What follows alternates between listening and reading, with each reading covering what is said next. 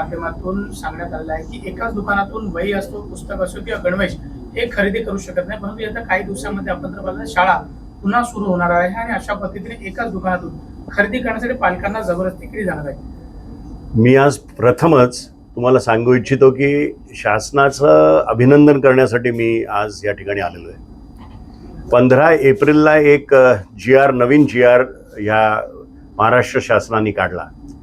खरं तर 13 ऑक्टोबर 2004ला गव्हर्नमेंटनी एक जी आर काढलेला.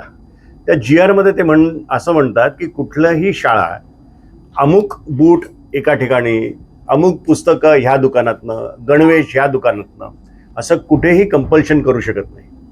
पण 22 वर्ष ह्याची कधी अंमलबजावणी झालीच नाही. वारंवार कार्यालयात बसलं असताना पालक यायचे आणि कंटिन्युअस आमच्याकडे कंप्लेंट्स व्हायच्या की साहेब ते ह्या दुकानातनं घ्यायला सांगतात, तिथे दुप्पट किंमत घेतात, लाईनीत उभं राहायला लागतं, सेम गणवेश बाजूच्या दुकानात मिळत असतानाही आम्हाला तिकडनं आम्ही घेऊ शकत नाही. म्हणजे ह्याच्यात लोकांचा टाईम जात होता पालकांचा आणि पैसे दुप्पट जात होते.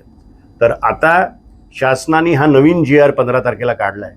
मी ती कॉपी राष्ट्रवादी काँग्रेसच्या कार्यकर्त्या उद्यापासून दर शाळेत जाणार आहेत आणि त्या जी आरमध्ये काय म्हणतात, SSC, ICSE, CBSE सगळे बोर्ड, या सगळ्या बोर्डांच्या पालकांना ज्यांची मुलं तिथे शिकतात त्यांना त्रास होतोय, पैशापोटी पैसा जातोय, वेळ जातोय आणि ट्रिमेंडस त्यांना त्रास होतोय.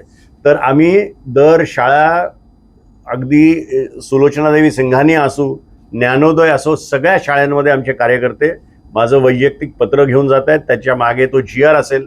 त्या जी आरमध्ये असंही म्हणतात की हा जी आर नोटीस बोर्डवर लावण्यात यावा, म्हणजे पालकांना पण कळावं की हे आता कंपल्शन नाही. आणि आम्ही माझ्या पत्रामध्ये काही नंबर्स देतोय. जर कुठल्याही शाळेने हे कंपल्शन ह्याच्या पुढे जर चालवलं तर आम्ही शाळेच्या गेटवर आंदोलन करू. पण शाळेच्याच माध्यमातून अशा पद्धतीने एकाच दुकानावर एकाच वस्तू देण्यात येतो, ते त्याचमुळे हे पालक त्या ठिकाणी जातात. पण माझं म्हणणंच ते आहे की एका दुकानातनंच घ्या असा हटास का शाळेचा आपण पालकांनी सहन करायचा. आणि जेव्हा अशा प्रकारचं जी आर असताना पुस्तकं ही गणवेश ह्या क्वालिटीचा, ह्या रंगाचा एवढंच तुम्ही सांगणं स्पेसिफिकेशन ठीक आहे, पण इकडनंच घ्या याच्या विरोधात राष्ट्रवादी त्यांच्या शाळेच्या गेटवर जाणार म्हणजे जाणार. ठाणे महापालिकेच्या शिक्षण विभागाने याच्यामध्ये पुढाकार घेणं गरजेचं आहे का? त्यांनी देखील समोर येऊन सर्व शाळांना नोटीस पाठवणार. 100% शाळांना, ठाणे महानगरपालिका असो, जिल्हा परिषद असो, जिल्हा परिषदच्या शाळेचं सेक्शन असो, त्यांनी कळवावं.